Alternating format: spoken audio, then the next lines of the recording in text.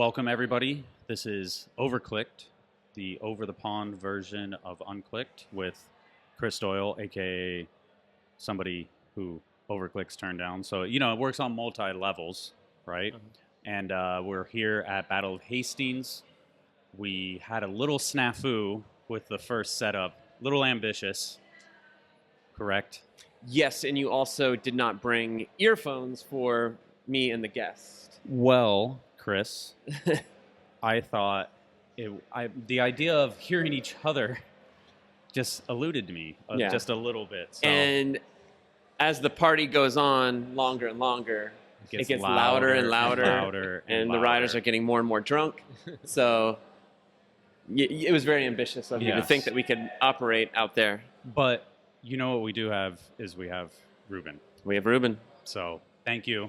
Hello. We're pretending that we haven't talked yet, but we have. So I appreciate, you in general, really, just a full geek out at this point. But you are here, you're judging this weekend, correct? You just got here today. Yes. So did you bring your bike? No, I didn't this time. Yeah, short weekend, I have to come in the train, and I know sometimes how hectic it gets. It does, yeah. Many times I brought the bike and didn't barely ride. So normally what I do other years, I jam in someone's bike, palm around the bowl, I'm happy. But you've already done that. You've only been here for like 20 minutes and you have ridden the bowl already. Yeah. Yeah, so that's... I rode today, someone's bike. Yeah. You and Chris have a interesting backstory of the first time you guys met, correct? Well, funny, we were just saying, like, let's just scrap that.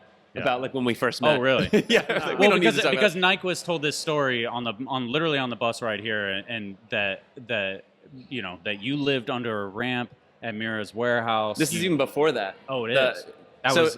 Nyquist was telling us the story about how somehow you wound up in a car with Nyquist and Mira. Yeah. And I forget who was like, "Oh, just take this guy." Yeah. And I think I went to a BS contest, and yeah, it was a kind of an adventure. I didn't know where to go after. I kind of booked my flight, kind of like this adventure. And so I talked to people and see if someone goes somewhere so I can go hang out and ride. I was like with a backpack. And then they told me they heard about it and they told me, hey, I think they were going to Austin and someone else. You can come with us. I was like, holy shit. You know?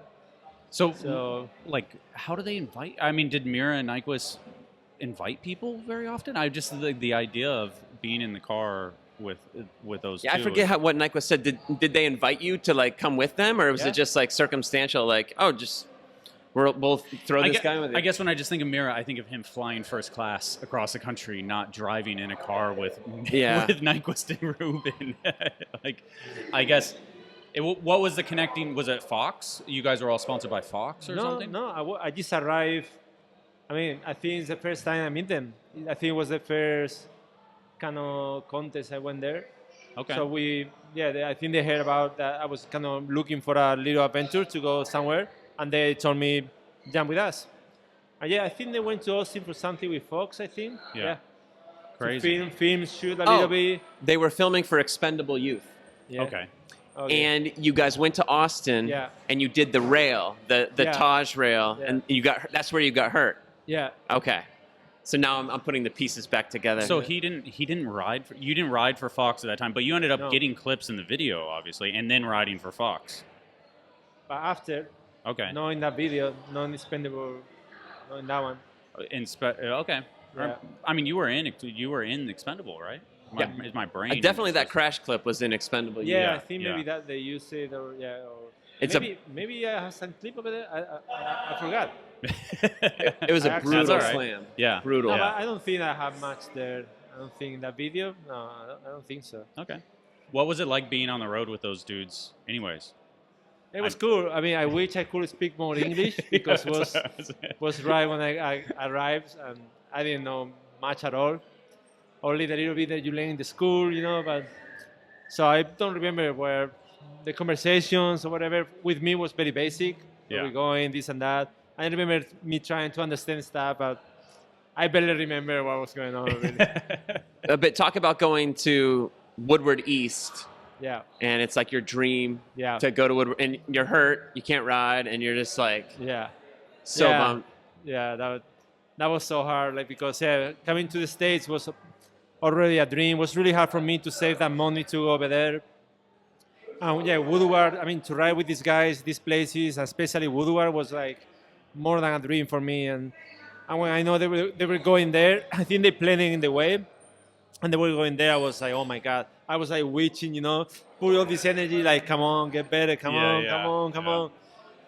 And I remember they kind of trying to ride, and I couldn't, and it was like yeah. At nighttime, I cried like a little baby. I said before, I cried. I seriously cried. Like this cannot be happening to me. Oh my god! And it was empty too. It's like, imagine, I don't know, I just couldn't believe it. I could ride there. Yeah, it's like being. I mean, there's no other way to describe it. Literally, Woodward was like a dream for so many people, especially for somebody overseas. I imagine. Yeah, exactly. Because we didn't ride. I mean, in Malaga, we didn't have a skate park there. Yeah. All we have was street, and sometimes we made like a little box jump out of the pallet stuff. And I think I've seen that footage. It's like insane of you riding that old stuff. Like, so for me, just to hit like a quarter was like so much fun. Just to hit a transition that you can pull up. the concept of people, like for people listening or watching, like I'm sure that concept is like so hard to imagine because that was the reality for even for Gary and I in San Diego.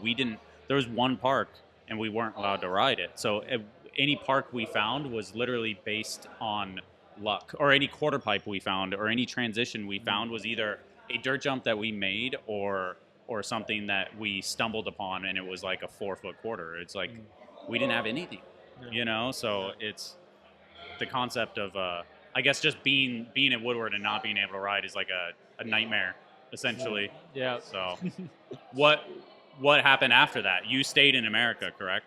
After that, wow. I think after that we went to other BS contests, I think. Okay. The Kentucky one? In Virginia, maybe. I think, Virginia. yeah. Okay. Virginia. I think I rode there. I tried to ride there again a little bit. I could, but I was full throttle, like a lot of pain. Try to ride. And I remember I got really messed up. And then was when I went to Wilmington. Okay. Because my shoulder was messed up. My I had to fly back to Spain. Mm-hmm. But in the other contest, I qualified for the S Games in San Diego. Oh, wow. So if I go home, I didn't have money to come back. Yeah. And it was like a summer in the middle, like 1 month and a half. So I remember I was like flipping a coin, thinking, okay, if I stay, I don't have any money. Or what I do, like, I was like, I stayed. So I spent the money in a bus and went to Wilmington. I remember because with Dave, we drove through there. Yeah. So it's why I knew. And I remember I knew kind of the road, how to get to the skate park. So I remember arriving in the bus station and rode my bike to the skate park with a fucked up shoulder. I had to stop each few minutes. I lay down. I made it to the skate park like that. And then talked to the guy down from the skate park. He hooked it up and he let me stay in the couch in the skate park for a while. Underneath the ramp? No, I never stayed underneath the ramp. I think it's a couch. I think that's... Okay, there was a back room. Or maybe. There was a room. All right. Or maybe it was, I don't know. Maybe it was. He just said maybe it was. Maybe it was a few nights, and then I upgrade, to the couch. But so the ramp butted up against the wall of the skate park, and then beyond that wall was the next room. Okay. In which was the couch. You remember better than me. Yeah. So we probably embellished it a little bit. It's like that guy lives under the ramp. Yeah. So, what was Chris? pretty What close was times. Ruben's style like that when you saw him ride at that time? what was Ruben's style like? Yeah. 4 pegs, front brakes, TL88. No. No? Not yet. No. Not yet. Okay. It was a heavy looking That's bike. a cool story, actually. It happened right there. It was a heavy bike. Yeah. And we were all riding, and we were all like just trail kids. Yeah. And then he came out and he started riding, and it was very impressive. Like, first time I'd ever seen someone do a double tail whip. Oh, wow. And you like rode up. One of the first times I saw a bunny hop tail whip in person, because there was the 2 quarters and the little thing you can manual, Uh-huh. and he like just jumped up on that and like tail whipped in. Wow. on a I don't even remember that. heavy bike. There's a clip of you doing it in Lee Ramsdale made a video called Filler, and there's a clip of it. And it wasn't from the same day, but yeah. it's definitely a clip out there. Crazy. So, what sponsors did you have? Did you have? No, in that moment I didn't have any sponsors. All that era for me, I remember. I mean, for me it was very special in my career because I never have a sponsor in Spain. Yeah. I always dream with a sponsor, but in Spain, like nothing happened. I mean, even some brands they do like clothing, like No Fear back in the day or something. They didn't really up to BMX or anything, so we never have anything. So I was over there riding the skate park every day. It's really hard. And my bike, it has like I have my bars crack. Mm-hmm. The cranks they will have a little crack like fissure. The frame, so like bars, frame, and cranks they will crack. Just by the odds, something is gonna go soon. Yeah, but I remember I just kept running normal, just checking. I just keep running. And apparently, I didn't know, but tall lions drove through the skate park, talked to the guy down, and I think Tom maybe saw me ride, or they talked about me, and he told them the story like, yeah, he qualified for the S Games, didn't have any money to go back, to go home and come back, whatever, but I didn't know anything. So one day, I was in the skate park, and a box showed up, in the skate park, with a complete bike, with a plane ticket to San Diego because I didn't know how to make it to San Diego. What? Yeah, $600 in cash in an envelope and a Huffy T-shirt. Wow. I think Tom Lyon hooked it up. He probably thought like, "Whoa, it's going for the S Games. Like, It's perfect publicity." Yeah. Talked to someone over there, and it's where the Huffy freestyle team started because I went there. They kind of like it, and Huffy was like, "Let's do a freestyle team." And, wow. And they put me over and. Yeah, they asked me if I want to ride for them. So, but that moment, exactly with that box with that, I think it can be the best moment of my life. Just to see all that happening. You cried, didn't you?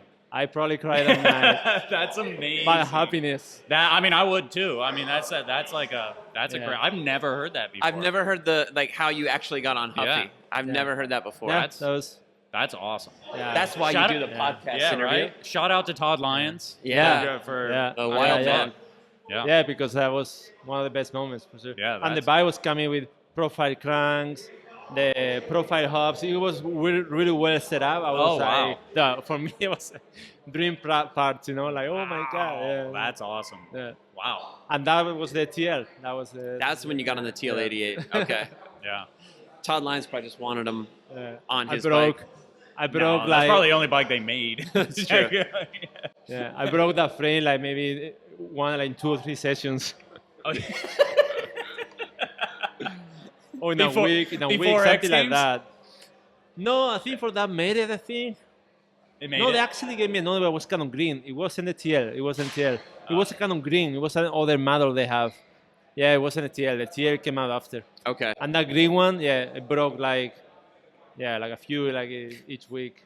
A little blemish on the glowing story there. Yeah. But it is what it is. Free bike is a free bike. And a plane ticket, Yeah. And that was. Yeah. And then after that too, they got me a green visa, athlete visa to come. Like offered me a salary. I was flipping out. Really, really cool. That's awesome. That's like the beginning of everything that I would geek out about. That's awesome. Yeah. That's like the origin story, the humble of beginning a Marvel story. Movie. That's it. Yeah. And then one thing that's very funny is Stu Johnson was with me because I couldn't speak in the phone very well. So they were trying to give me a deal to ride for them. So I was with Stu. I could talk to him and kind of. They were asking how much money you want to make for salary. So I tell Stu, whatever I can live here, I don't care. Yeah. So Stu say, and they say 1,000 is okay, whatever. I say yeah. I was like okay. It was like that. And then because I was in that tree with Ryan and David, I remember I love Austin. Yeah. I said, where you want to live? I was like, Austin. so that's his story. It's like serendipitous, good word. Yeah. Fuck. I don't even know where to go from there. I feel really weird cycling Ruben out. Yeah. I feel like next time you're anywhere near California, like, I mean, I know COVID and shit like that, but like, I would absolutely geek out to have you on the podcast for real. So, how's your health lately? Huh? How's your health? How's your back? Not so well. Not so well. And hopefully this winter I can figure out more things. But yeah, I have like a disc in my neck that is really bad. It's touching the nerve really bad. But at the same time, they say it's not for surgery. Maybe surgery is worse. So I try so many chiropractors and things, and I'm a bit confused sometimes, stressed out with the situation. So now it's gonna slow down and take a few steps, try a few things that I heard, and go from there. Yeah. But yeah, my back is kind of messed up. But you had some really bad back problems a few years ago. Yeah. And from what I was told, you got braces in your mouth that help correct your back. Yeah. How long were you like cured for? How long were you like pain free for based on that kind of treatment? Yeah, the crazy thing was like I was bad for a few years.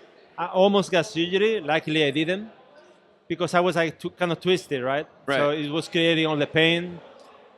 So when this guy detected what was the problem, because I have an underbite and the muscles that were working more one side than the other one, I kind of made my neck tweak a little bit. So when your neck tweaks a little bit, your legs, they work to that direction. You know, when you walk, you don't walk looking one way and your legs walk the other way. Yeah. You always rotate it to where you look. So as soon as they put the braces, they put these stoppers so the teeth don't touch.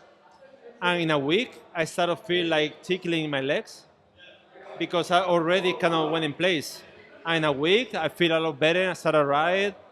And from there, it got a lot better. In a week? Yeah. Wow. In about a week. Huh. Just because it was not touching, so everything got in place. That's incredible. Yeah. Yeah. But obviously, some damage was caused. And then they detected 3 years ago like a vertebra was weird at one point over here, and that probably is creating the hernia. I had like a few. It's very confusing. Yeah. I'm a very hard case. Like the chiropractors and people, like they don't know what's going on. BMX and backs and just ongoing injuries. And I don't want to show them in the videos because I know if they see the videos, they're gonna be like, "Oh, what you want?" You know? Yeah. Well, you're throwing yourself into a wall at 30 miles an hour to a dead stop almost sometimes. So they're like, "Oh, there's the problem. Just don't do that." But you're like, "Well, it's kind of what I'm passionate about." Yeah. It's kind of like my thing. Yeah. Yeah. I kind of invented that. So a lot of people say that, but I don't think it was because that. I don't think it's that. I think because, but whatever. If it is, that happened. Yeah, it is what it is at this point. So yeah, that's. Well, you're judging, correct? This weekend. Yep. It's been several years of judging, correct? Yeah. How hard is it? Hard. Yeah. Really hard. And were you an Olympic judge? No. No? Okay, because I know you did Feast Japan and stuff like that. Yeah, but I quit. Yeah. And oh, you quit? Yeah. I know. I don't like those kind of rules and. Oh yeah. Yeah. What specifically? It's like another sport for me that people like it, respected, but that is not BMX. The passion I have for BMX. Fair enough. So I quit. Yeah. I mean, I guess I felt like I haven't been to many Feast contests, and obviously I same thing. Like I respect it for what it is, but like the idea of like points, where it's like the run, the overall run didn't matter, but it felt like it was like, oh, you do the flare at the end of the run, and that was like got you another point or two, and it was like that was like the mentality for the judges, and it was like, and it transferred to the riders, and it became like this weird thing, But it's a lot of things that I think they're wrong. And when I tried, Bart de Jong told me if I want to be part of it and maybe we could change some of these rules or whatever. Yeah. So I was like, I knew that it was kind of, but I was like, okay, someone asked me to maybe try to make some stuff. So it's why I say yes, I started work on it. And then I brought up a couple of ideas. I would think I will fix a lot of problems. I will be more like what I think BMX contest should be. Yeah. And they like it. They like my ideas, but they in the end, they say, well, in the end, the Olympics, it has to be like a perfect round. Yeah. But one thing that kind of bummed me up is like, if Olympics wants BMX, why you don't take it how BMX it is? Exactly. You know? Yeah. Why you have to do it sort of way. Yeah. And the thing is, I think it's negative too. I don't think that way the sport is gonna progress, because people don't really do anything technical because they don't want to put a foot down. Yeah. A foot down is like 15 points out, done. I mean, so many situations where I'm like, okay, this guy's gonna win. This guy's gonna win. Last second, he's so happy, does something in a little quarter pipe, and put the kind of foot down. And people say, hey, you have to. I was like, wait, that guy could literally turn around with the quarter pipe, turn around and win. Yeah. But because he did something kind of fat because he chose to do a like, flare and put his foot down at the end of the run. It's like, no, I something wrong. So my idea was have like a bonus seconds, can be 5 seconds, 10 seconds. So, in those last 5-10 seconds, whatever they decide, I don't mind. You can do whatever you want. If you crash or you put your foot down, that's an underscore. Yeah. So that will push the riders to try the hardest shit. Yeah. If you don't do that, they're doing these transfers all the time. They know they can do it in a tail whip, but they don't do it because they don't want to mess it up. Yeah. So imagine if you had that extra, that There's would no be consequence to trying something out. And imagine the announcer, the people, even it would be more spectacular. They won't expect it would be because the people that don't understand are gonna be, now is let's wait to the end. Now is the 5 seconds where they try something hard and sometimes they crash or sometimes let's see what they do. Yeah. It's better. It was way better. And they say they don't. They want polished, clean, perfect run. Yeah, but I think it produces. What is the progress of that? I mean, I see the rounds in the. Yeah, obviously. Chris is in a hard spot right now. Yeah. But I see the same thing. Just taking it to like simple session, where it was like all the moments in simple session were produced in that last trick area where they let them have 3 or 4 tries to like do something that they, were out of their comfort zone. Yeah. And all those simple session moments were produced then. And when they got rid of that because of the live broadcast and stuff like that, it kind of killed the idea of those moments. And it's like a live broadcast. I've said it before, but live broadcasts like kind of ruined BMX events. And I mean, Battle of Hastings is live too, but even they shaved it down and tightened it up, where at a point it's like, dude, this is so epic, and if he fucking pulls the trick, but like they're gonna tighten it up and be like, sorry, bud, like we're gonna move on. And it's like, dude, he just needs like 2 more tries, and it's gonna happen, and it's gonna be amazing, Yeah, that's like, so it's hard. Exciting. It's hard, and I get it. I understand in the Olympics it cannot be like that, but I'm sure you can find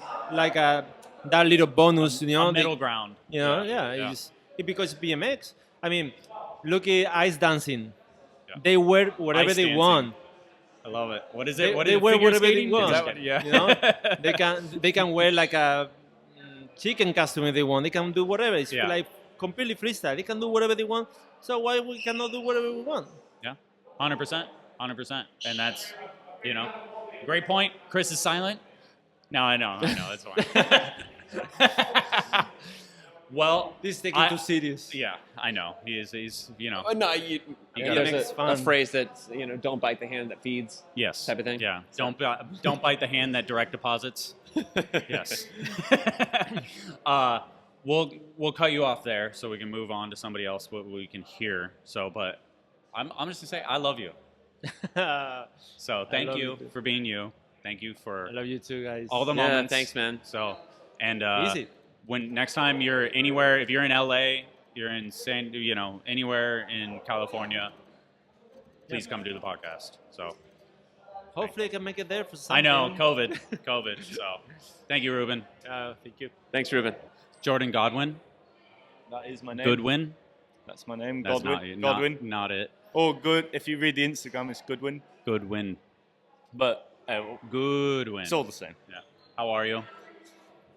Your leg's still broken. Huh? Your leg is still broken. Sorry, I'll take the headphones off. The headphones make me talk lower. You are here, Battle of Hastings. You are not riding. I'm not riding. Why? I broke my leg 4 months ago. Why? Why? I said Because why I too. because I ride stupid BMX bikes and I got hurt.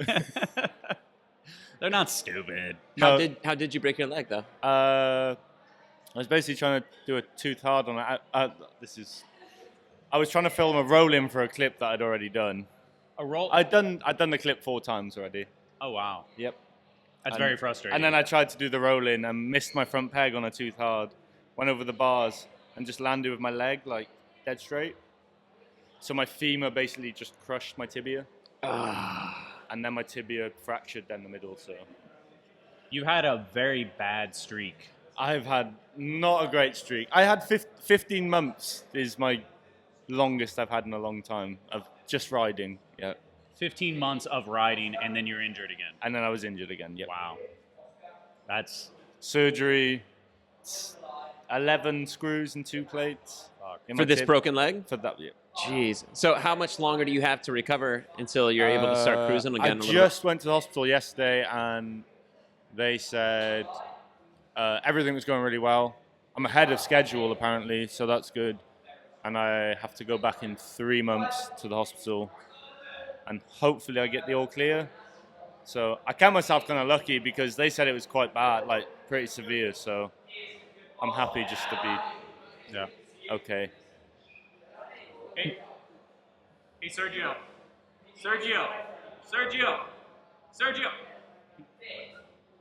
You guys are pretty loud. That kid is loud more than anything. Is that your boy? He's very loud. I just met him tonight. No, all right. His name's Oscar. He didn't look like he rode bikes, and then I saw him ride bikes. Really and fucking he's good. Really fucking good. Yeah. I don't know if I'm allowed to swear, but he's really good. Yeah, I watched him ride on You're allowed to swear. the first evening that I got here yesterday. Yeah. And I thought the same thing. I'm like, is that kid going to ride? Is he going to drop in? He was being super loud to me earlier on. And he was like, oh, look at my Instagram. And I looked at his Instagram, and I was like, oh, you're really good. Yeah. He told you to look at his Instagram? Well, no, yeah, kind of. But Oscar's we were killing just like chatting, blah, blah, blah. And then he was like, oh, this is my Instagram. And I looked through it, and I was like, oh, you are actually really fucking good. Is he in the contest or no? I don't know. I don't think either. so. He was going up on the sub and landing X up ride. Saw that. In the He has a really nice switch whip too. Oh, really? He showed me a really good switch whip. Yeah. I was like, Well, we should get Oscar. No, definitely not. no, just screaming down the microphone. Yeah, no offense, Oscar. What's your method for coming back from an injury? Obviously, you've had a lot, but like, are you easing back in? And I'm speaking on this as like a trail park guy, and it's easier to come back when you're a transition guy because you can gradually work your way up. Landing on a transition is much smoother than street, like rails, gaps, ledges. I think for me, it's less of a physical like battle. It's more of a mental battle. Like over time, like say you have 6 months off. Those 6 months, like the first 3 months are fine. You're like, oh, I can get back. I'll be fine. And then the second 3 months, you're like, I don't know if I can do this still. You like kind of lose confidence. It's more of a mental battle. For me, at least, it's more of a mental battle. It's probably more of a mental battle. It's like super mental battle. Yeah. And then I feel that for me, that crashing once I'm back riding again helps. That like gives me a confidence. Like the other day, I put my foot down just on my bike riding around, and I was like, oh, that didn't hurt. So I was like, oh, okay. So it's more of just building the confidence back up is the biggest. It's the hardest thing is building the confidence back up, I think. I feel like there's a lot of amazing riders over the years that just were like, I don't like being hurt anymore. You know, like making the decision like, oh shit, like I'm over this and I want to not be hurt. You know, like I think I'm kind of used to. I used to race motocross, and I got hurt quite a lot during that too. Basically, I've just had terrible luck with injuries. You should be like robotic at this point. But for me, it's like I feel like at this point I'm like, oh, another 5 months. Like we'll get. It's almost through like normal. Almost.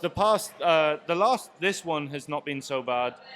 The previous 2 ankle injuries were really bad, like mentally for me. They were like kind of during lockdown, and I struggled really bad mentally. Like I think I got pretty low and like depressed, and I just lost a lot of confidence in myself. But this last one, I've been really positive about it, and I've been like, oh, you can do this. Like there's a light at the end of the tunnel, and we'll get there. Yeah. It just takes time. Like injuries just take time. They do. And if you're positive about it, and you're physio and trying to look after yourself, I think once you get to the end, you're like, you feel brand new pretty much. Even though your body isn't brand new, you feel brand new. At least the rest of the shit that is going on actually heals up during that time. So there's like my ankles are super weak anyway. So they've had a lot of time to heal. So they feel pretty good too. And yeah. It's good. Are you halfway through any video projects or anything? Was it like you were filming? We've been filming the Doom DVD for a while.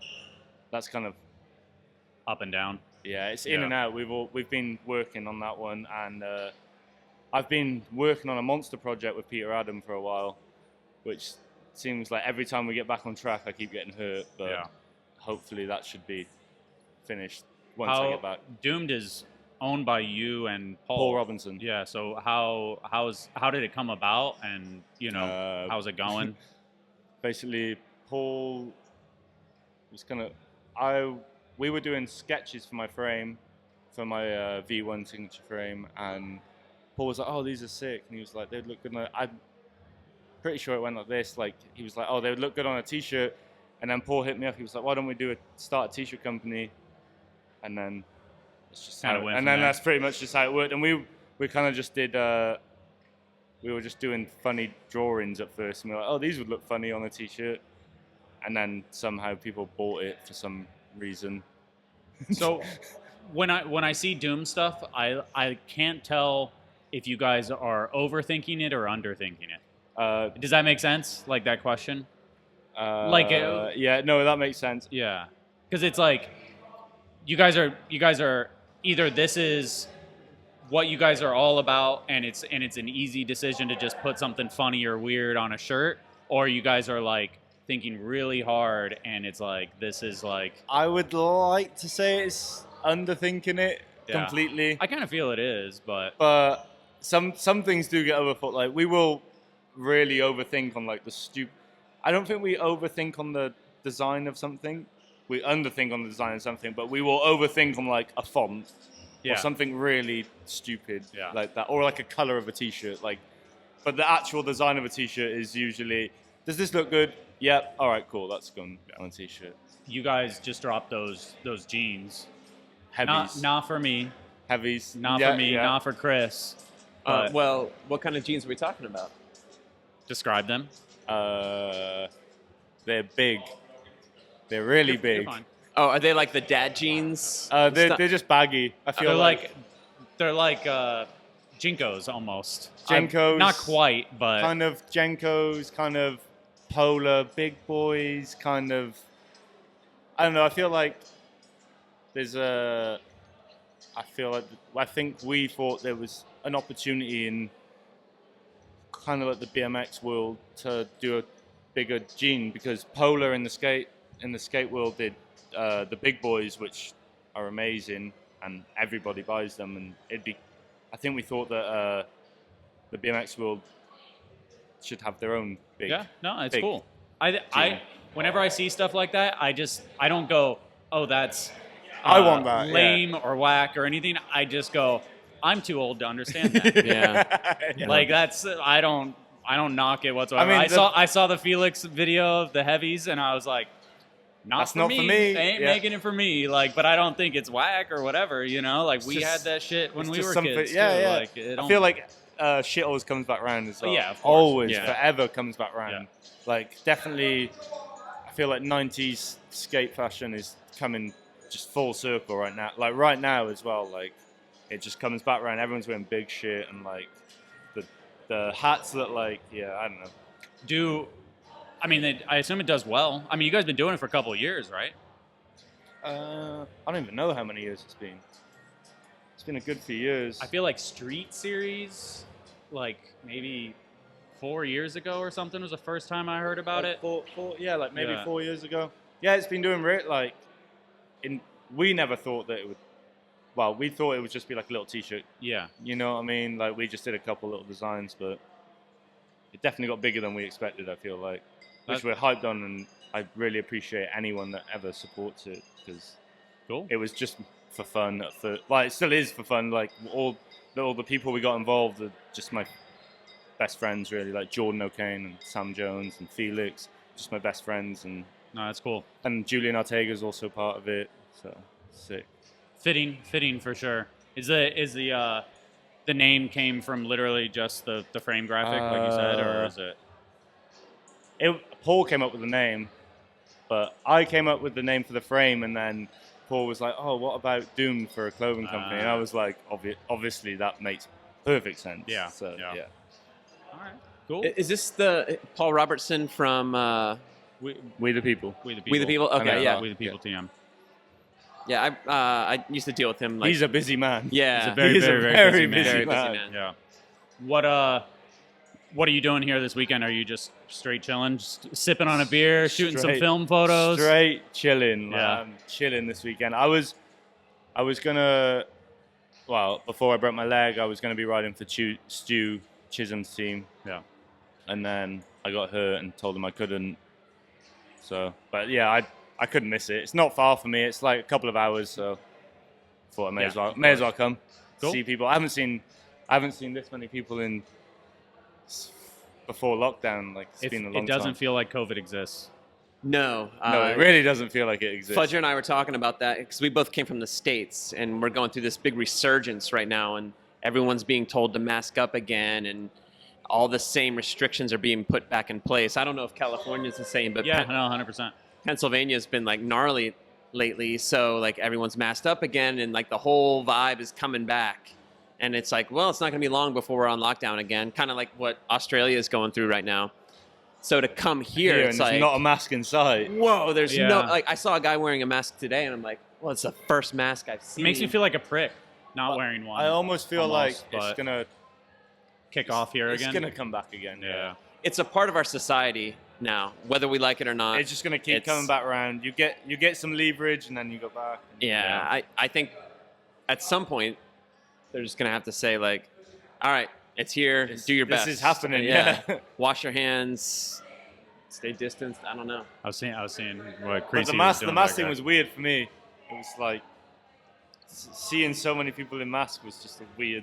Oh, I don't know. I felt weird. I don't know. The I mean, it made sense. You but- don't, mate. You're right. the Just like enforcer that. is here. You're getting kicked out. Oh what? Oh, it's not Sergio Sergio, is it? Layos. You got way better rider coming in. Thank you, Jordan. Yep, this is me. Thanks, Jordan. I hope you're walking proper, right? I feel pretty good. Yeah. Hell yeah. Yeah, I wouldn't have known that you were hurt. It feels strong enough. Yeah. But we'll see. Look at Sergio. Look at him. You have to talk loud. Loud? So we can Okay. hear you. All right. How awesome was that Ruben story? Dude, so We got like the Ruben origin story, like when he first went to the U.S. or when he came to the U.S. and he like went to his first contest Yeah. and like jumped in a car with Mira and Yeah. Nyquist and Yeah. like just just broke as hell, got the X Games invite, and he like flipped a coin to stay. And Yeah. then he didn't have any money, and he didn't know how he was going to get to San Diego. Yeah. And he got a package from Huffy, from Todd Lyons, with a plane ticket, a new bike, and $600. yeah. Like he told me the story years ago, and it's crazy and also like inspiring. You know, like how much he did to have what he already has. You know, it's like it's pretty impressive. You know, and also like sometimes it shows you that you just have to go for it. You know, Yeah. try and Yeah, take that risk in Yeah. a sense. yeah. So, Yeah. how are you, Sergio? I'm good. I'm really good. Yeah, happy to be here for sure. I don't know. I feel like I know you really well, but I don't know what we talk about ever. What do you mean? Exactly. Did you say women? No, No, he's what like, what do you mean? It's like you guys talk about women? Great. No, we don't. Yeah. One of the I've had this conversation with a couple people in the last 24 hours about you riding the bull, people watching you ride, and they're like, there's never been a time. Can you remember a time when like Sergio, like you ever thought like, oh, he fell off a little bit? Like there's never been a time ever since you came on the scene where it looked like you had a bad year or a bad couple months. I know you've had injuries, but it's like you've maintained this really high skill level for a very long time now. Because I think the first time I really interacted with you was Road Fools 12. That was 2004. So close to 20 years ago. And you've had like, you've gotten better and better and better. And there comes a time in a rider's life where you're getting older and older and older, but that doesn't seem to affect you. Well, I think it does. But as time goes by, I think I enjoy more what I do. You know, like I think I actually have the need of riding. And I don't know, I feel like I just want to do it more and more. In a way, I kind of see the end kind of close, you know, and that makes me want to ride more and harder, you know, like maybe it's not close, but in a way I feel like I have to make the most of what I have every day, you know, and I don't know, like you never know what's going to happen, you know, like maybe I have an injury in a couple of months and I can't recover as well, you know, and I just want to make the most, you know, like it's like I don't know how long this is going to last, you know, like, or how long I'm going to be supported by people that allows me to write for a living, you know, I just want to have fun and enjoy and make the most out of it. And do you do anything now, like extracurricular stuff to keep yourself healthy, to be able to ride BMX better that you didn't necessarily do when you were younger? Yeah, I definitely. remember when I first met you, someone was like, "Oh, he just wants to eat Lucky Charms." Am I off with So saying does my that? 3-year-old. Yeah, no, that. Yeah, You when I discovered them, I was like, "Fuck!" That's all I wanted to eat. But a real story. Yeah, but I see that now. I'm like, how could I eat that? You know, it's all sugar. You know, but yeah, definitely. I do a lot of things today to be able to ride as I do. You know, like I got injured nearly 2 years ago, and I discovered that I had an herniated disc in my back, and I was afraid, you know, because I've seen a few riders that was a career ender, you know, like Ruben and Tash, you know, like I was like, you know, from having one of the best years in my life, you know, to kind of like having to quit riding, I was like, what am I going to do, you know? And then I got in contact with a specialist in Spain, and then I found out that you can actually live with that, you know? But like there's certain things that you have to do every day. Like I wake up and first thing I do, I have to do specific exercises for the back, you know? And obviously it's time, you know, and effort, but it allows me to ride, you know? And do you feel like you're better now than you've ever been? I don't know if I'm better, but I definitely enjoy bike riding more than ever. That's like, I don't know, like there's certain things that like I'll be like trying this a couple of years ago was like a regular thing, or maybe like an everyday thing to do, you know, and now it's like I maybe have to go for it, but I feel fine, and like with the certain things, like I feel I'm riding better than ever. I don't feel like I'm like going backwards. If I don't that know makes if any sense. I guess I said it earlier, so I might as well just re-say it. I don't know if it's not seeing you ride in person for a couple of years because of COVID and stuff like that, but seeing you ride today, I was like, he's riding better than ever. Like literally, I thought you were riding the bull. I've seen you ride that bull for, you know, besides last year, like 4 or 5 years. You got hurt that one year, but like I felt like today, for some reason, I was like, holy shit, you know, like I mean, it was impressive. I don't know. But I don't. Yes, no, I don't know. No, I feel this, but I kind of said that about a couple people today. I'm like, oh, I forgot, like, that dude ripped. Like, I definitely thought that about you. I thought that about Gary. Yeah. I'm like, oh yeah, I forgot, because I haven't seen anyone in 2 years. Yeah. So you tend to forget. Yeah, I don't know. I mean, I don't know if it's just the impact Thank of you. seeing it in person, but today I was just like, fucking Yeah. Sergio. Yeah. Like, you were killing it the whole day. Like, thank you. in the little practice edit that we dropped, it was like, you have like a 30-second run. Like just him riding the bull, because there was no moment where I was like, nah, like see the whole thing the whole way through. Like it is, I mean, Thanks. maybe I'm Thank timid you. out right now. But, Timid out. yeah, but Thanks. what I guess you saw, you mentioned seeing the end. I assume part of that is related to the helmet, the logos on the helmet. Was that? Yes and no. Like, no, I'm just like thinking like maybe it gets to the point where I don't know, like maybe I do it more for just like enjoying riding than like trying. Like I still love pushing myself, Yeah. and maybe I get to the point where I don't feel that's there anymore, more than because like I have a simple life, like I don't own many things.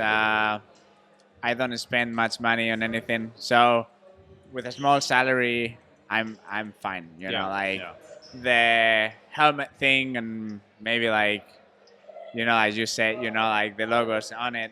To tell you the truth, for me it was a positive thing. Like I felt so much pressure from them in the past that just compete and I'm be so happy it's over. That's awesome. Like I felt relieved. Money-wise, obviously, it was good. Yeah. But I've been doing the same things, went on the trips I wanted to go, ate the food I wanted to eat. Yeah.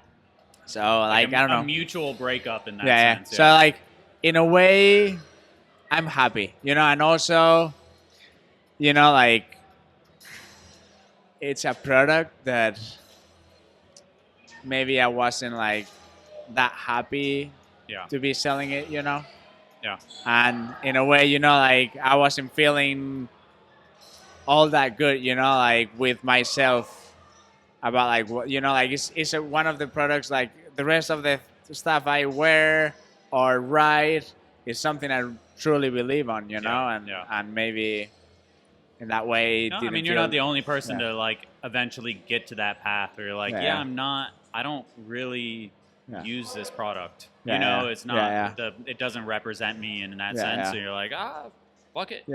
So well, it's true that it wasn't my choice, but I felt relieved, and looking at it right now, I'm like happy. There's a positive thing in the end. And we like when I grew up, like I always wanted like a black helmet, like Grass is having always it greener. now. I was like, this is what I want, like this is what I want to wear. So I was like, what's up with the warehouse that you bought?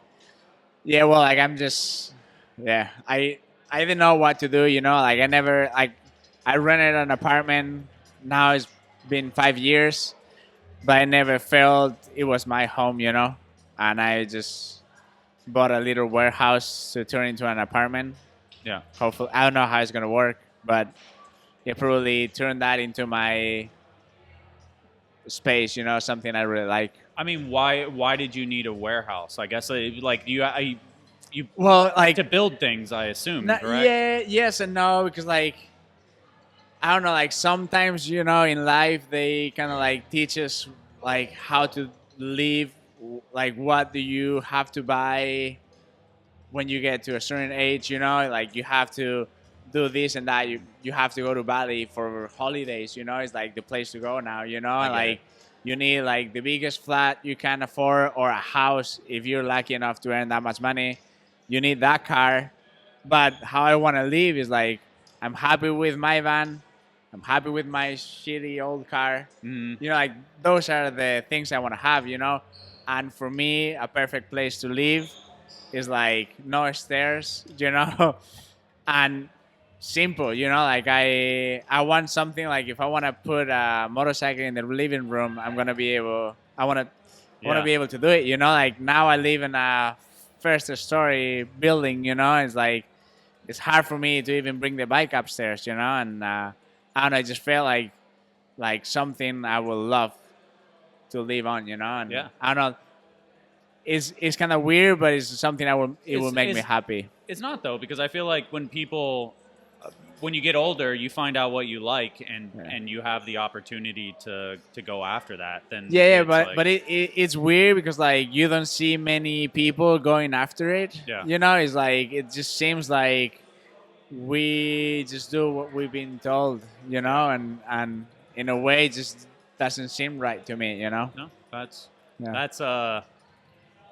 I'm trying to find the word, but like not just respect or respectable, but like I don't know, honorable. I guess is that it's like counterculture. I guess in a certain sense. So like I'm doing my way type thing, you know. But.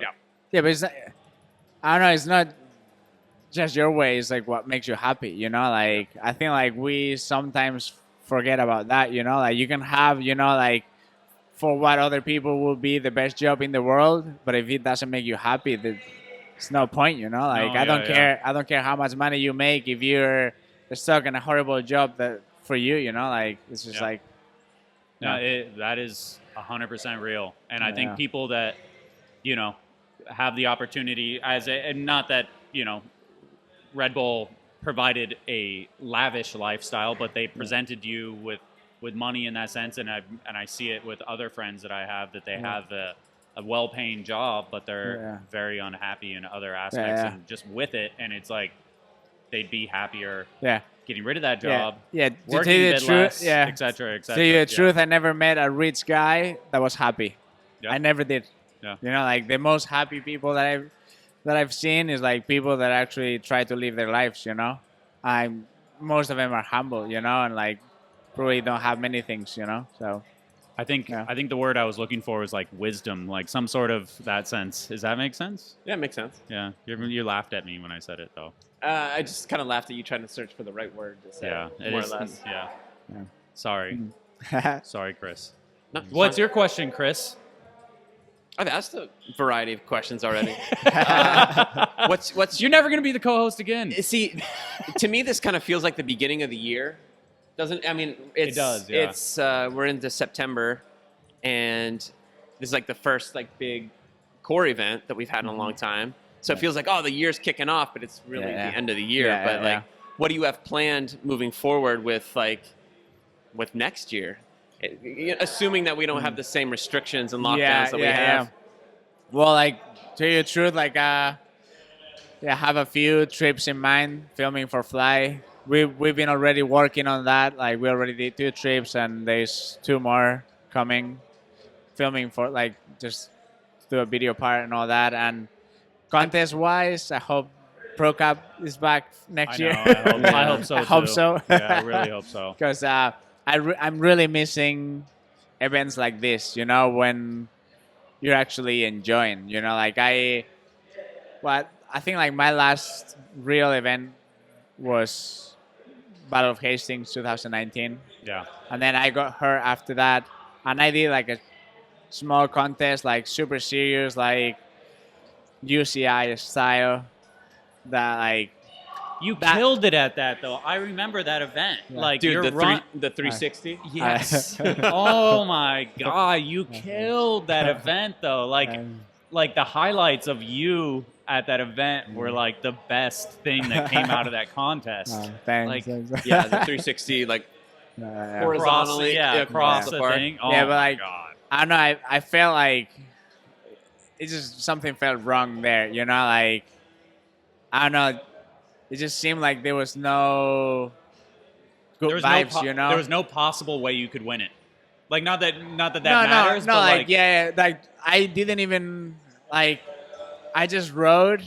Didn't even try to make like I was like I made semi-finals, and then like I made finals. I was like, what am I doing here? You know, like with these people, but like tell you the truth, like the vibes were not the same. You know, you come here and like you see your friends, you ride with your friends, and then like you try your best, you know, and that's for me. That's Felt like BMX, a you know, real like, competition.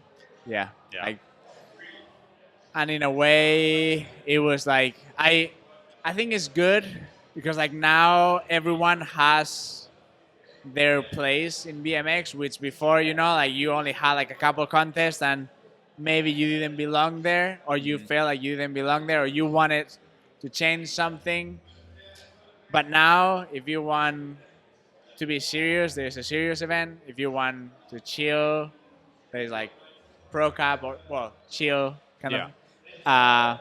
There's the Pro Cup. Then there's their jump contest, a street contest. Like I feel there's room for however you want to take BMX, you know, sure. and I think it's a positive thing at the end, you know.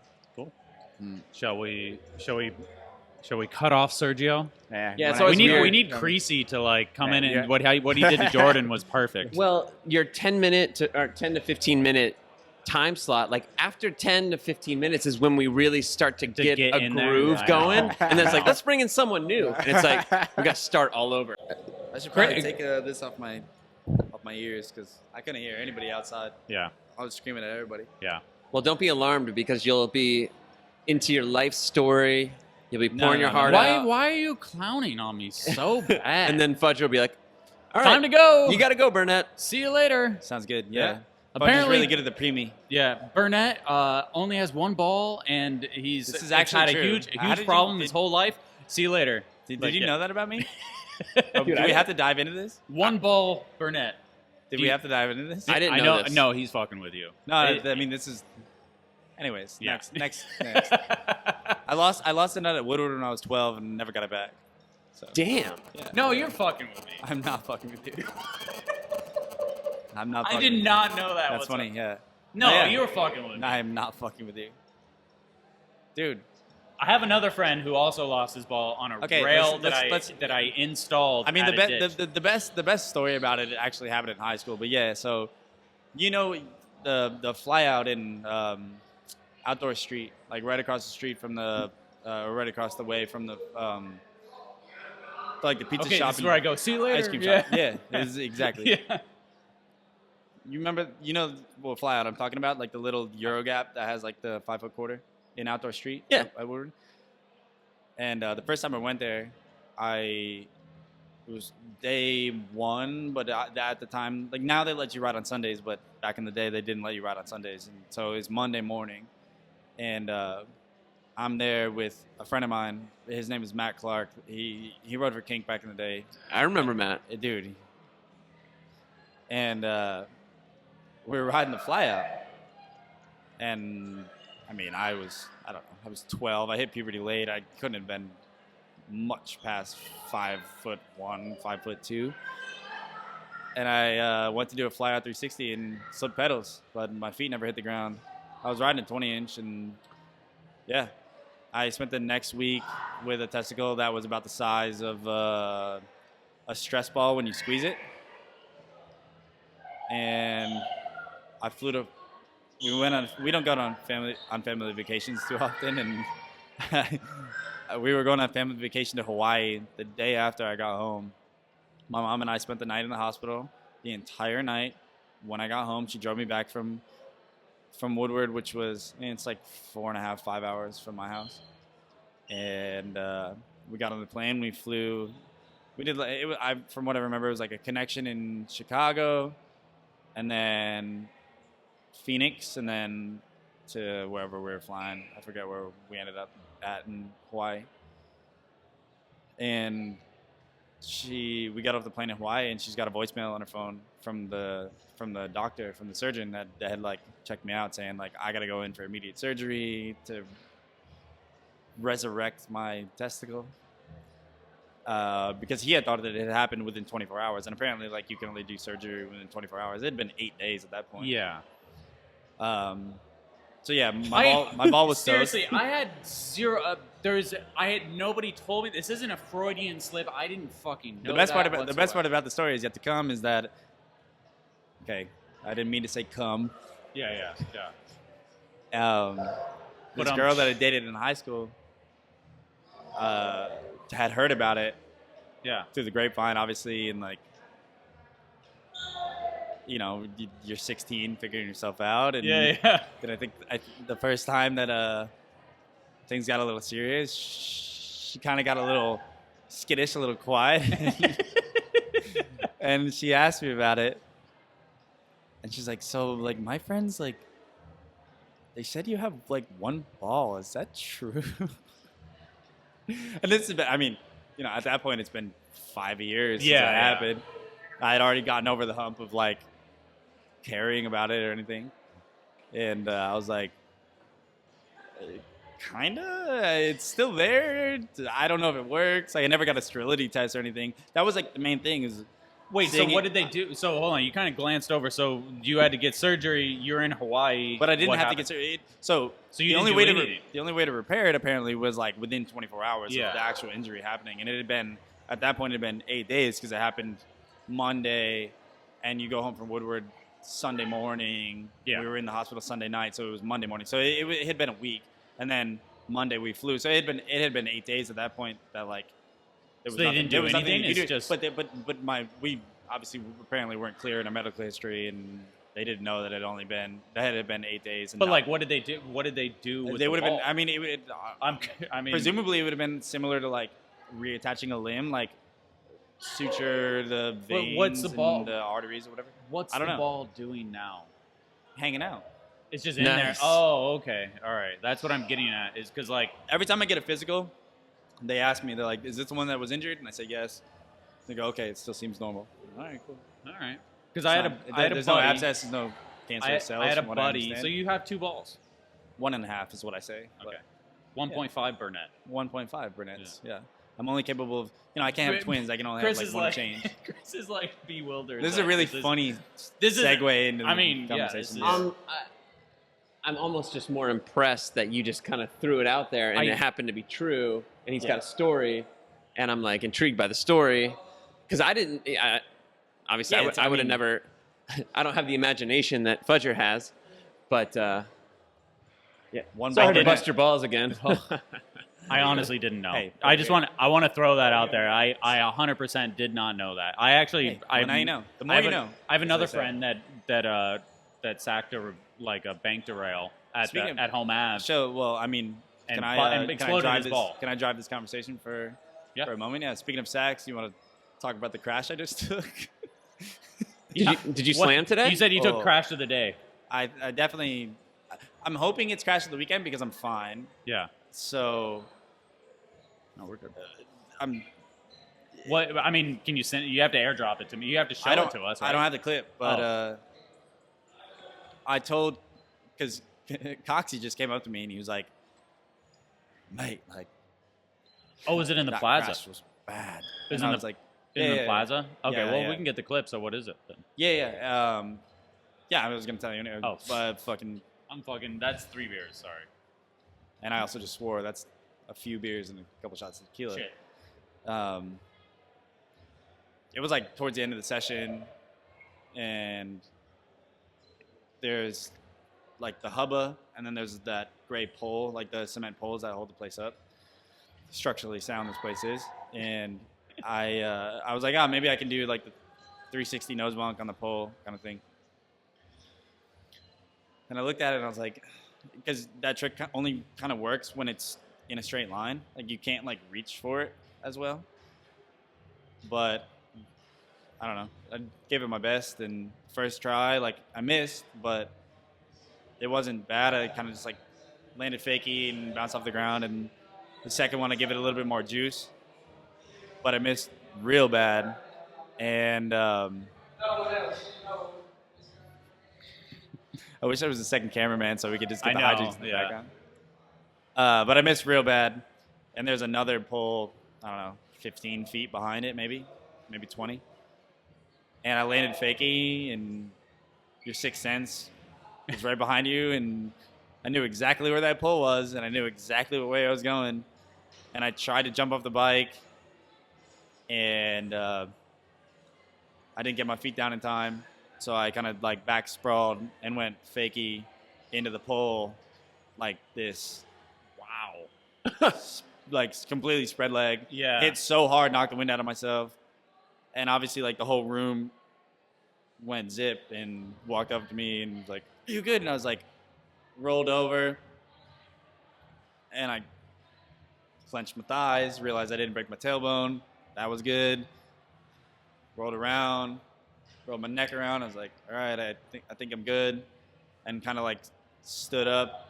Had a little bit of a headache because I like whipped back real hard. But other than that, like the only thing that really still hurts is slamming my, like, when you see the crash, it's pretty funny, but I like slid, like was falling backwards. And like, as I hit the ground, I like hit my knees on the ground and the pole at the same time. Damn. In reverse. Jesus. So, It was a new one in was the world of crashes. as Coxie described it, he said that you did the reverse scorpion, which he's not wrong. I mean, like, my head went up instead of down, but he's not wrong. So, anyways, I'm hoping that if nothing else, I can take away best crash of the weekend and also I hope so safest too. crash of the weekend because, you know, that was the fastest that I go. Not that fast. Watching these guys ride everything else makes me a little nervous. So Yeah. no, I'll take that and walk away from it. And then I just stood up and just chatted with Rich for the last 8 minutes of my session. I was like, I'm good. I'm good. Well, I can't wait to see the clip. It's Yeah. It sounds brutal. It's brutal, but it's at least like it's palatable. You know, it's not like I didn't snap my leg or anything Right. like that. What are your team? I'm blanking. Come on now, you said 3 beers. It's not enough to blank. No. Sergio Layos. Sergio. Jeez. What, how did that come about, I guess? Creasy, I think. Oh, okay. They've been having a tough time. Traveling to the UK is like a real pain right now, which I didn't even realize. I just said yes, like blindly, because I got a message. I like woke up after a night of work and I had a message from Sergio, and I just said, "Hey, do you want to be on my Battle of Hastings team?" And I said, "I mean,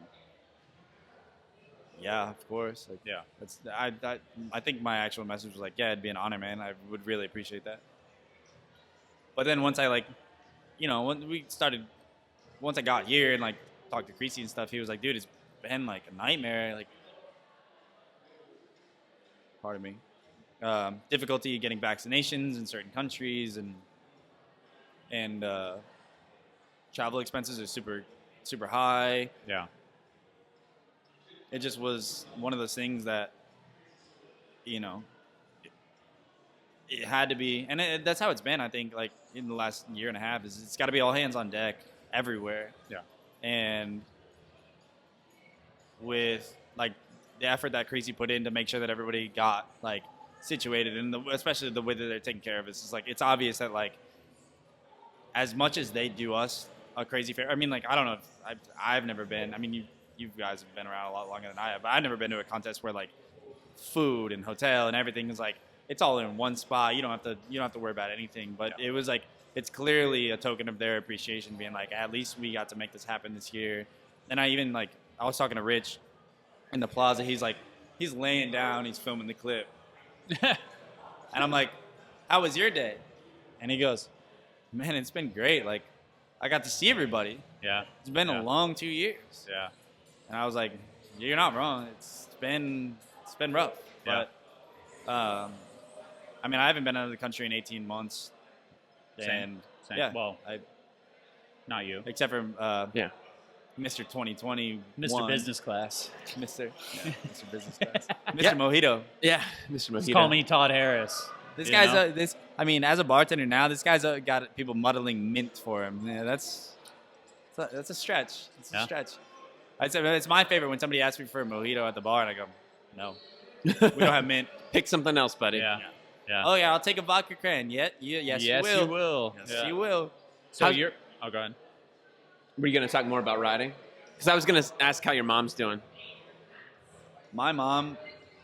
I might be closer to your mom than I am to you. I think might you might know be. her better than I know you. Just based on her being at events. Well, that's because the first time we met, you didn't really like me, so. No, I liked you. The first time I met Mark, Is this his origin story too? Well, No. I just This is good. They'd built Easy. they'd built a dirt jump outside of the shop that he was a local at, Okay. and we were doing a kink shop stop, and the jump was bad. It was bad, and It was all sand for sure. it had been a long trip as it was, and It was overwatered. It was in an asphalt parking lot. The parking lot's not very nice. Gabe had a 55-gallon drum on like almost like a hitch, and he was running up and down the landing hacking. Remember that? yeah, Gabe was like the most passionate about riding this dirt jump, and I was really not that into it.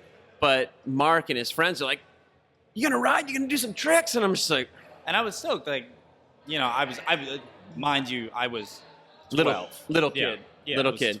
12. But I don't know why I said it, but I was like, "Hey man, I don't really ride dirt jumps. I ride trails." He goes, And- I don't ride dirt jumps. I ride trails.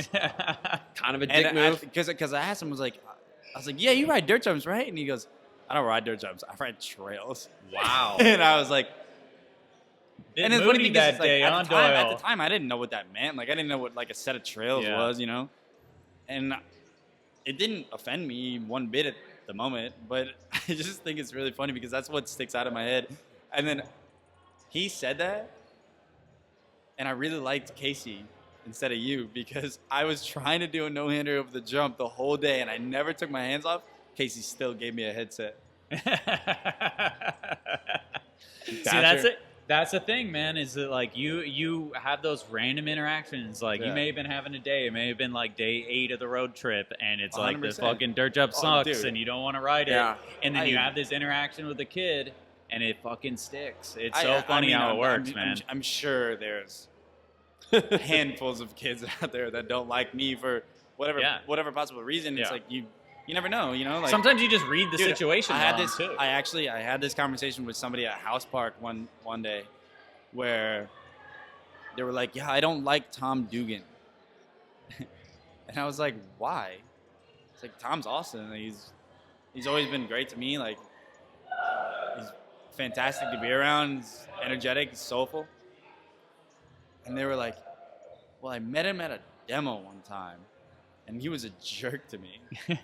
And I go, "Yeah, well, do you have a good day every day?" yeah. And they were like, "Well, no." And I was like, "So do you think Tom has a good day every day?" They were like, "Well, I don't know." It's Yeah. like, "Well, you just said no to the first one, so you must know that like Yeah. it's not possible to have a great day every day." Yeah. No, it is valid. Of course, you know, like I think demos are a weird thing in the sense that it's like you are presenting yourself to people, For and sure. so it's like you almost even have to fucking put on the act at that moment, you know. But like At least- as bike riders, there's nobody to tell you that. Hey, at least you Cooler know, and like- our Willie showed up to a Subrosa Rail demo one time, so I didn't have to ride. That was good. Yeah, you did a crook grind on your He crooked definitely did a grind on your crook bike, grind on right? I had no idea who he was, and now I'm like, Dude, a crooked grind. Yeah. at least I know he can crooked grind. Well, you never answered. How's your mom doing? Oh yeah. How's Sue doing? Sue, she's great. Good. She's Very supportive. she's a 6th degree black belt. She had her knee replaced at her age about a year and a half ago. She's the most supportive, inspirational person that I know. She's taking care of my kitten right now. She sends me photos and videos every single morning, every single night, and I feel like a crazy cat dad because I'm laying in bed at the hotel. I don't have. Also, the hotel, as you know, is a labyrinth of Yeah, it's insane. corridors. You have no idea where anything is. Yeah. Our room is the furthest room in the furthest reach of the hotel. We don't have Wi-Fi in our room. Damn.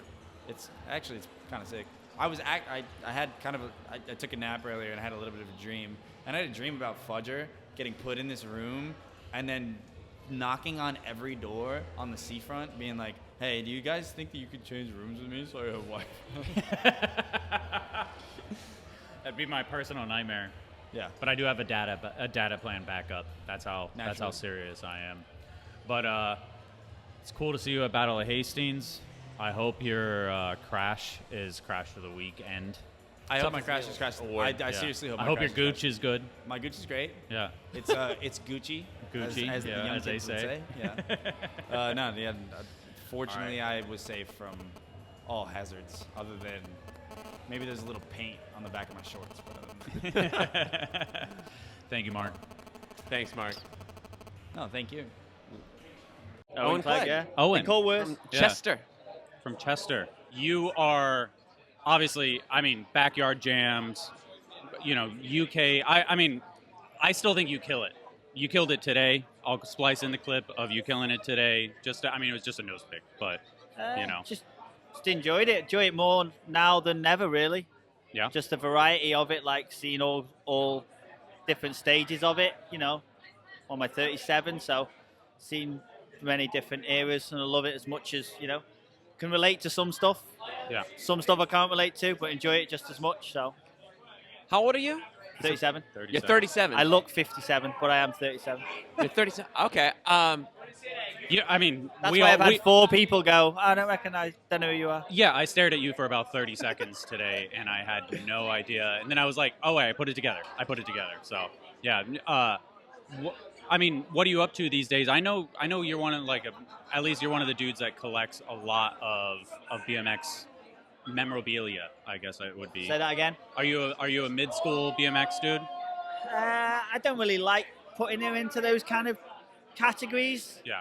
But I know what you mean. Yeah, not really. I like all stages of BMX. Yeah. Like, stuff goes full circle. You'll have all seen it. It just all goes full circle. It's been done before in some form or another, whether it's adding another spin or, you know, it's all been done before, a lot of it. So I just like all stages. Like, went to 70s to the 80s to get old magazines and stuff, just to like get inspiration of awesome photos, awesome tricks. Are you like a mid-school like collector other than the magazines, because you have a huge magazine The bikes collection. don't do anything for me, really. Like, okay. the bikes, you know, when I was 15, 16, I knew every detail of every bike part that there was, but obviously as things change, you know, with responsibilities in your life, I don't know anything about that anymore. But if I see a rad photo of a rad trick, I love it just as much as I did when I get hold of a magazine at 15. So that's it, really. I assumed that you and I were the same age. I'm 40. And did you associate me with Ali? Ali's 40. So I don't know. I'm the same age as Alistair. Yeah. And I just assumed you were older just based on your posts on social media with like the mid-school stuff. And like you and I have talked before on there about like different magazine photos. I think the last one was the photo of Utah Ryan doing the X-Up. But it's like so much more than an X-Up. It's just like the way his bike is positioned, like the way his body's positioned. It's like, and we both started rapping about that. I'm like, oh, we must be the same age. We must have come from the same exact era. But because to me, Utah Ryan is almost a little out of my range. I know of Utah Ryan as like a filmer, and I'm 40 as well. So it's like I'm like less. I don't want to use. I'm not less cultured necessarily, but I feel like I am than you guys. You know, and it's like, what does BMX do today when you see it? Like, well, you're at Battle of Hastings, so like... Well, what are you doing here at Battle of Hastings? Yeah. Been brought in to judge, so I've kind of transcended from the riders. I don't know, does that mean I got to hang up my bike or not? I'm not sure. I don't know, I was honoured. Like, I don't know whether it, like, when they were going to do it last year, I think there was plans because people couldn't travel. They asked me to do it last year, and it obviously didn't come to fruition. So I don't know. I was honoured for them to say, you know, we can still get other people in. We still want you to do it. So, yeah, I was really chuffed to be asked. So.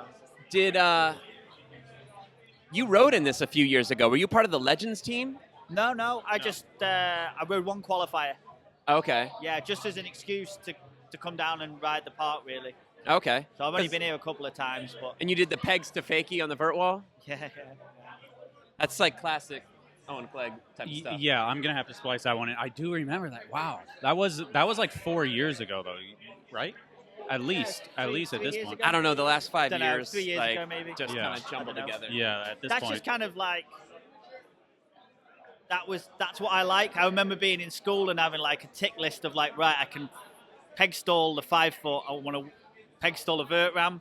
You know, just like massively embarrassing lists of like feeble, Smith, ticked. You know, like I can do it on the 5 foot rack, can I do it on the 7 foot?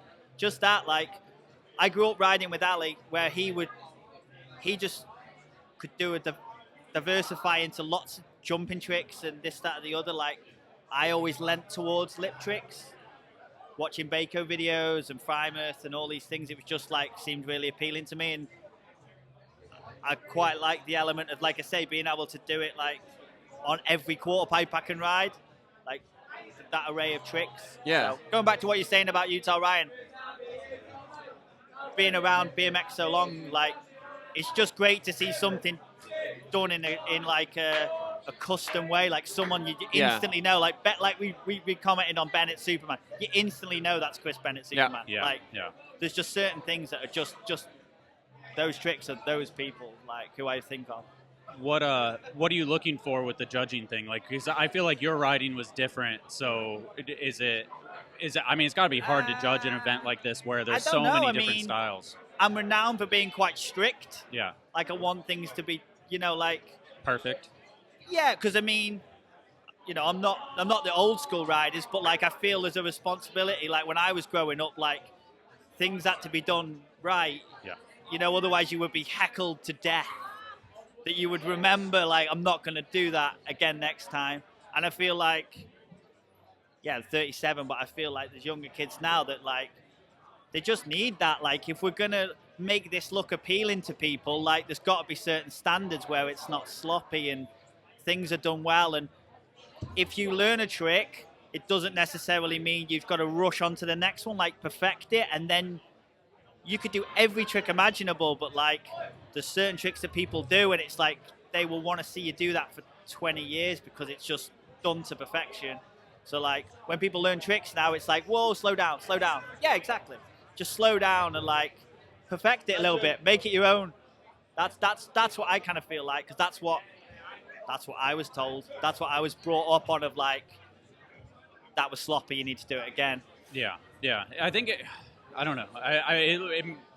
I guess I'll save it for the Doyle podcast. But I use Doyle on the podcast all the time as as what BMX accepts Doyle for doing a 3 invert, and they don't expect him to do a 3 bar, 3 tail whip to invert type thing. And it's like other riders should be accepted in the same sense, like the Nigel conversation where it's like, yeah, he doesn't need to progress anymore all that much. He can keep doing it, like it doesn't, you don't have to knock him for like progressing, but I feel like that's a whole other conversation. The thing is, it doesn't, at an event, BMX you got to has never progress. discriminated like anybody. Yeah. Do you know, I'm not even talking about colour of your skin, I'm just talking all walks of life from people. I've met, we spoke about Billy Dexter. Oh yeah. Yeah. And then there's people from, this country, like, the variety is huge, and I like that, and that always brings different things and different ways of looking at things. And like you saw today, like, people from all over Europe and America, and they look at things so differently. Definitely. And I think that's riding as long as we have. We're like, oh, that looks nice. That would be good to do. Yeah. You're not going to do it as good as Sergio or whatever, but like you'd like to get a piece of that because it looks ace. Not many people can. Not many people can do it better than Sergio. Say again. Said not many people can do it better than Sergio. That's for no. I remember seeing him when he was 16 in the backyard jam, and it's like people get better with age, but then there's Sergio. He's never not been good. No. Like he came on the scene and he was amazing, and he's been amazing ever since. Like there's never been a lull or anything like that. I feel like he's even more impressive. Maybe it's just because it's been like 2 years since I've seen him ride, but today I was like, fuck. But do you not feel like, I think the combination of things is like when you're as skillful as Sergio, combined with the longevity of knowing what you're capable of. Yeah, like, that's true. He was doing those lines today where he's changing direction very, very rapidly. Mm-hmm.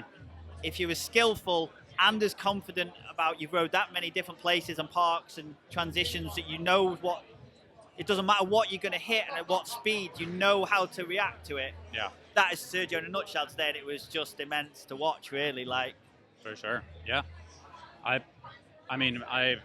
One thing I wanted to talk to Owain about is family life. Not in the sense of your family, but like going back like it seems like you've been a lifer. Like you've been into BMX since you were 10 years old. That's the way it looks, just based on social media. And I've seen pictures of you at like Brooklyn Banks when you were like 13, 14 years old. And like your parents or your mom brought you out to New York. And you had mentioned being at like Toms River, New Jersey skate park when Van Homan did the big bar spin off of the vert ramp into the wedge, which is a pretty iconic clip, like because it's in Seek and Destroy when he does it, and it's like at the end of his part when it's like, you know, all the banger stuff. And were your parents like just super supportive of like the things that you wanted to do, or was like the BMX thing just like a sidebar, and like were they coming to New York anyways, or what? Well, I owe a lot to my brother. Was a skateboarder. My brother's 10 years older than me, and he was a skateboarder. So he would take us.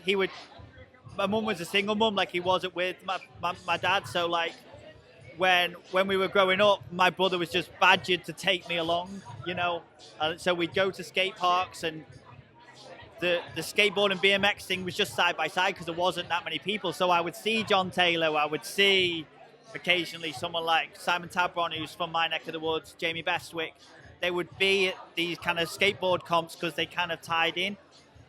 John Taylor was the biggest influence to us because he lived in Chester. So like I remember seeing John when I was probably 12 years old, when he was doing all the GTR shows, so he could literally do everything. Yeah. You know, you see like Volker and Rob Nolly, they were just like so good at the shows. Like everything else in between was just child's play. Yeah.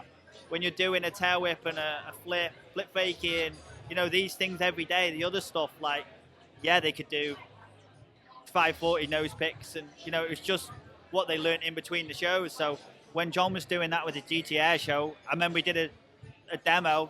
I've known John since I was probably 8. There's photos of John like holding me up on my brother's mini ramp, like when I'm like 8 years old. So, so when the first time I saw John riding was at the GTR, he did a demo at this local village. So we saw like in the same way kids now will turn up and someone's doing a double tail whip, and before you know it, they've learned that double tail whip. We saw John like manualing down the road, and it was like, that's what we want. That's what we wanted to do, you know. Like the progression level now, I see that all the time, and it's same as when I saw John. I wanted to do a manual because that's what I saw John do. Whereas now, if you go to skate park and kids are doing double tail whips, all of a sudden you think you can do a double tail whip, you know. It is the approachability of BMX is in a weird spot in a lot of ways, you know, because even if they come to an event like this, it's like the level is so high. So I mean, it is interesting, that idea, you know, like the Nitro Circus thing is like, where it's people see Nitro Circus, do they want to ride bikes? I don't know, you know, like, but when you see somebody just manualing down the street and having fun, and it just captures you, you know, like I think those connections. But even if the Nitro Circus stuff gets people in, like, I just don't know if it does. I just don't know if it does. You know, there was Olympic criticism in terms of like, I would consider myself a purist, you know, like in terms of like, want BMX to be done in certain ways, like, and I saw the Olympics as a positive, personally. Yeah, for sure. You know, in terms of, you know, when we were riding, the announcer kind of sucked. You'd have to travel to go to a. You'd have to travel to a skate park. You're not in me. No, I heard you. I just said the announcer kind of sucked. I said that a little too low. It was just a dig at Doyle. But. He's taking a jab at me. Yeah. Good, as it should be. What advice do you have for the riders that are in this event? Travel. Yeah. I see a lot. I see. There's young kids that I hear that I know that are on the scene now and really like thriving, and they're sleeping in the back of their car. Yeah. And they're traveling all over the place, and it's really good to see. Yeah. Because that's what we did, and there was definitely a time where people just didn't leave their skate park. Yeah. They'd just go and learn everything they'd seen on Instagram at the local skate park, and that was that. But like going back to what I said earlier about it, like not discriminating, you would travel around the country and see so many different people and so many different places that it was just ace. Yeah. You know, for sure. All my friends at school or even my work colleagues or whoever, when I say I'm going to go to Hastings or I'm going to go, they're like, what are you going there for? why not? Thank you, sir. You know, so yeah, just travel, go go to the iconic places like Romford, like Livingston, all these places that like, they're not perfect, but like, if you learn to ride them, you'll be able to go to any of these immaculate skate parks and absolutely rip it. Cool. Thank you, Owen. I appreciate it. Let's have a good time tomorrow. Yeah, we're gonna cycle. I'm gonna put a timer from everybody else from now on of 15 minutes. So just so we cycle through it kind of quick. Okay. Because that was 10 minutes? That was probably 15 minutes. There was 17 on the recording. So that went pretty fast. It goes by quick. So thank you, Owen. Pleasure. For everybody who doesn't know, just look up some fucking clips of Owen. He just create it. I was saying creative writing, like you have been a clip machine of like entertaining clips, like stand apart clips. So I appreciate everything Muscle over memory. there. Muscle memory and muscle memory and a little bit of luck. 100%. The big coast to coast. I've been very unlucky as well. The coast to coast fakie you did at that was it Urban Games or what was that? It was called the King of Street. King of Street. Okay. I have like a WWF style belt from that. Okay, you won it, right? I won it, yeah. Yeah. I like treated everybody to like. In England, we used to have this really like horrible like service station, like it'd be like Denny's. Okay. Called Little Chef.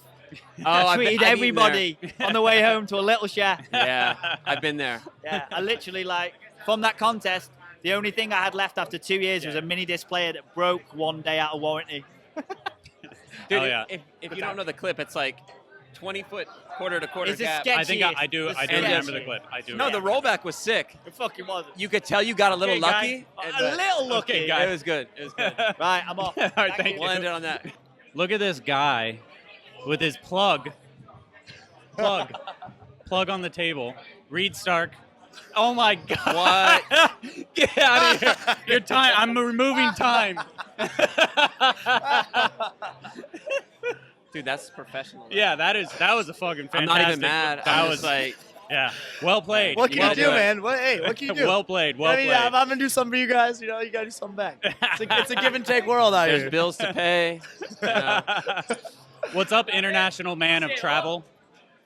What'd you say? What's up, international man of travel? Not too much, man. Yeah? Still breathing. Have you puked in Hastings yet? Not yet. Not yet. I realized the puking is from coffee. I always like chug a bunch of coffee before I compete because I think I need the extra juice. Like you don't want to like feel your thighs like running out of energy when you're going. So I always drink a bunch of coffee, but then that fucks up my stomach. And then when I like get done with a run, it's like so overwhelming because it's like nervousness, anxiousness, and coffee doesn't help anything. Yeah, I don't. So I'm off coffee now. Like I didn't puke at Simple Session. Oh, you didn't? Didn't puke this year at Simple Session, not once. Oh, wow! Congrats. I puked in Ukraine 3 times. That's what. 3 runs, 3 pukes. Full water on top. Like I get done and puke and then chug water and then ride again and puke again. It was fucked. Like, dude, if I puke, I'm done for the day. Yeah. Like, that's my days. My day's done at that. Like, I'm not riding. Yeah. Like, that's all right. yeah, it's gnarly.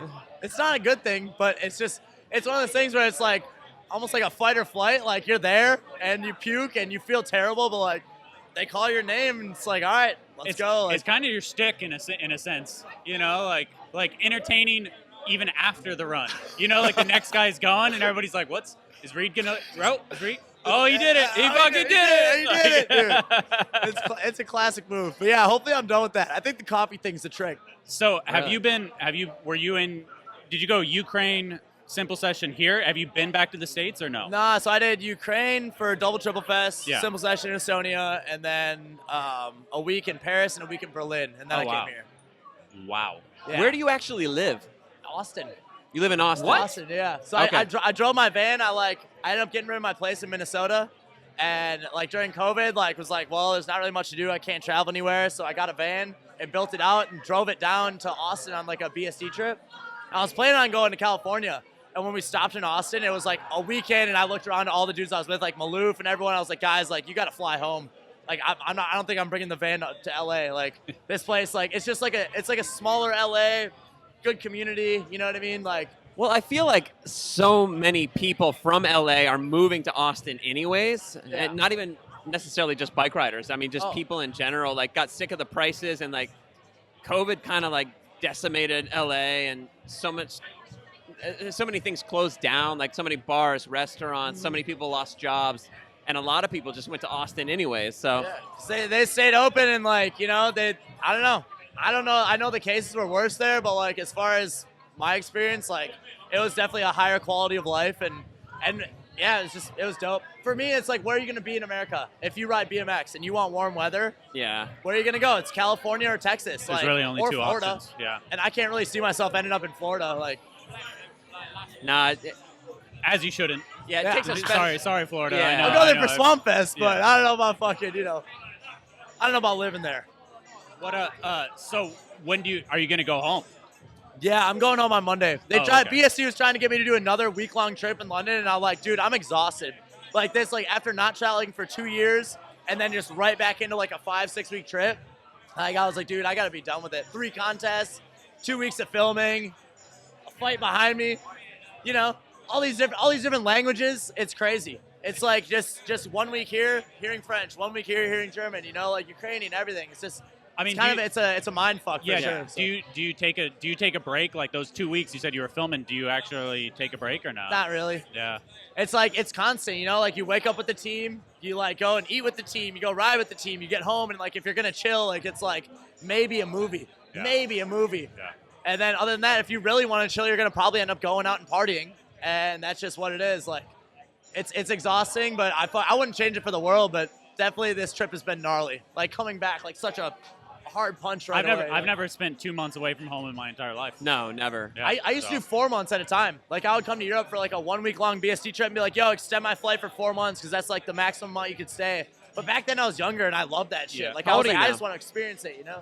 How old are you now? Super old. 28. Yeah. Almost Oh, 29. 28? Super Nice. old. 29 in a month. What's your favorite place in the world? Probably Amsterdam, Berlin, Tokyo. Yeah. Those 3 cities are like pretty renowned in like how the people treat other people and how the city is designed.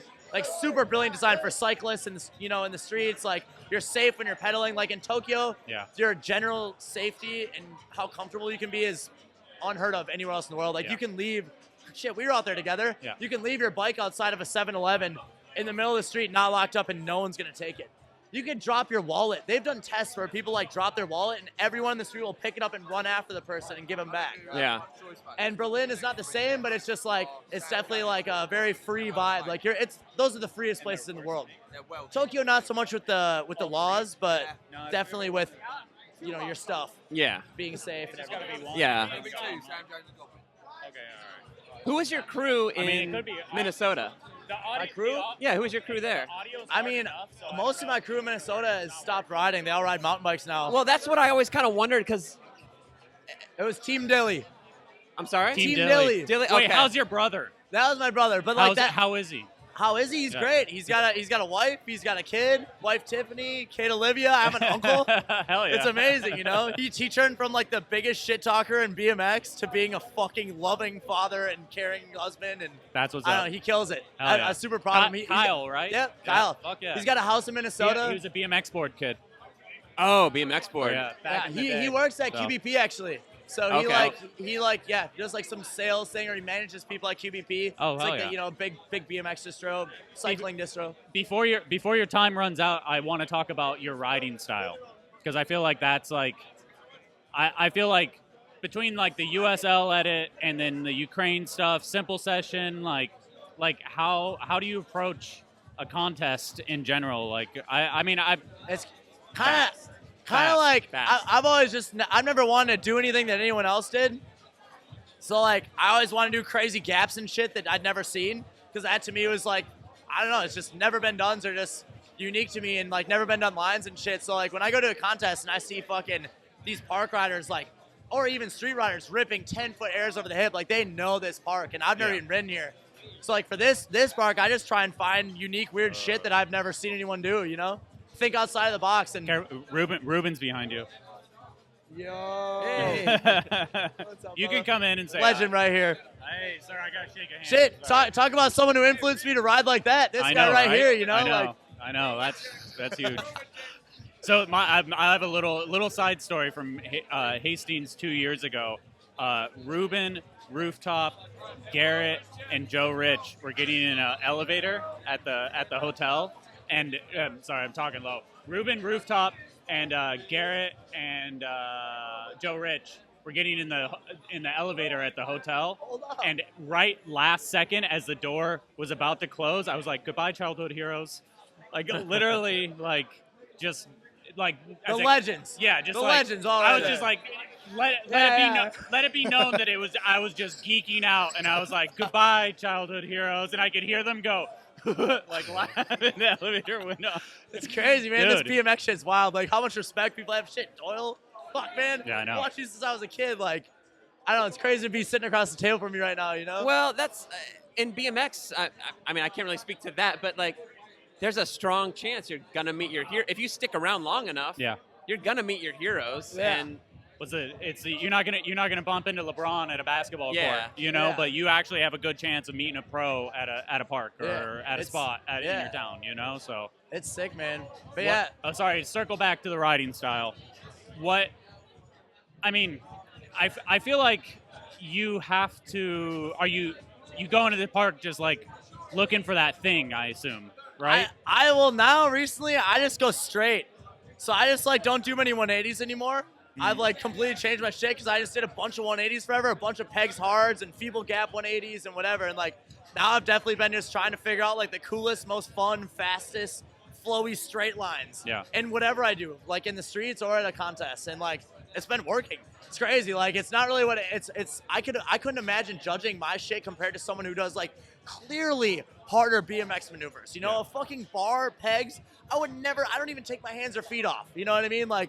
These dudes are doing like bar pegs or bar anything, tail whip anything. Like to me, that's unfathomable. Yeah. So, but I guess I don't do anything else that anyone else tries. So like, I guess it depends on who the judges are really. It depends on the course, if it has a good setup style stuff or if it's like stock rails. Like if it's a stock setup, I'm not going to be able to do good, you know? Yeah. Because maybe I'll figure out something, but like, yeah, I don't know. My style has just changed throughout the years and fuck, I don't know. Here at Battle of Hastings, are you doing the plaza? Or are you doing the bowl? I'm doing the bowl. Oh, nice. Yeah, so I'm like park rider this weekend. Nice, This dude. is very weird. Well, hey, man, you're from the Midwest, so you know how to ride a park. Definitely, man. It's really unique in there. It's probably one of the most unique skate parks I've ever ridden. Like, I don't know how they made it so you can go sideways in such a skinny area, you know what I mean? Yeah. It really blows my mind. Like, it's a brilliant design. So Yeah, they did a great job with it. Yeah. And it somehow gets better and better too. Like that, the whole street side is like, I know it's been hard for people because it's like, it's so intertwined in a lot of ways, but like, I mean, it looks so much better overall, Yeah. in my opinion. So. No, I'm stoked. I didn't think I was going to be able to figure out shit. Like, the first, 4 hours I was riding here, I just kind of, cruised around and, tried to figure out fun little things. Then I just sit there and just look around. So much just, looking around and being like, what the hell can I do here, you know? So I got some things that I don't think have been done so far. We'll see if I bust them out. Hell yeah. There's definitely some scary routes I could take or some chiller routes, depending, you know. Well, you got finals, you got qualifying and finals, you know. If we make it. What do you think about the format, I guess, overall? Dude, this format's sick. My favorite thing is that they just have the park open that you can just go and practice. Right now, I could go ride. Yeah. Right now, I'm at the park. I could go ride and mess around and figure out a line. I heard you did that double peg on Instagram at really late and several beers in. No No? beers. No beers? I don't ride drinking alcohol no more. All right. That's what I heard. Somebody said that today. It was like Reed did that at 11 o'clock last night. No, definitely not. All right. I made that mistake a long time ago, man. I smashed out my front 4 teeth riding drunk. Yeah. Just it's not 360ing up a curb, messing around, waiting for the bus. I fucking didn't get my hands on and smashed my face. I was like, I'm not riding drunk no more. Good You call. gotta stay honed as you can be, you know? Yeah. Cool. Who you want to tag in the next person? I think I don't know who that is. Should I find someone specific or Maybe, I don't know. Find thank you, boys. find Ruben. Oh, jeez. Ruben could be hard. Dude, hey, and on some shit, imagine Ruben's fucking riding style. I always think about that, how he used to be 360 double whip guy at contests, and then he invented the gap wall, the gap Yeah. splat game, Yeah. and shit like that. His riding style changed so much throughout his career, and I- I've always he's one of my idols for sure. you know? In the sense that he invented a mechanism. You know what I mean? Bro. Skaters do that now. Yeah. They didn't do that before. The idea of gapping to a wall, It's mental, facing the ground. mental. Yeah. Dude, So fuck yeah, boys. thank you, sir. Thanks, man. So thank you. Overclicked. Pleasure. Yeah, Sorry it was so rough. I guess. Happy to be really, involved. it really was. It was pretty rough, but maybe we could use that logo going forward, and Yeah. you could just move to San Diego, and you could be my new co-host, and I will pay you like $20 per episode. So I can support 2 kids on that, right? Maybe not.